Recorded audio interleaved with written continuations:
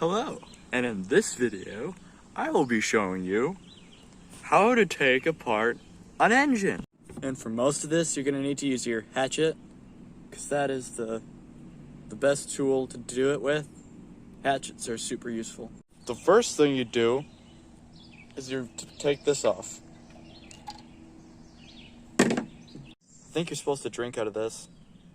Now you take these things off.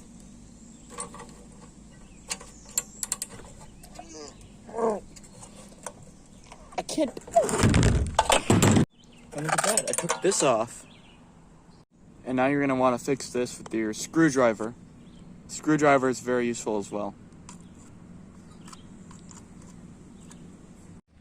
Once you get this thingy off, you'll be able to see the springs. The jumpy things.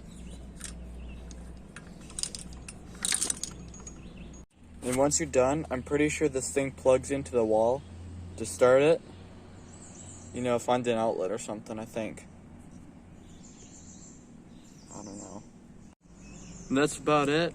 If you want to disassemble any more of it, you'll want to disassemble it with something.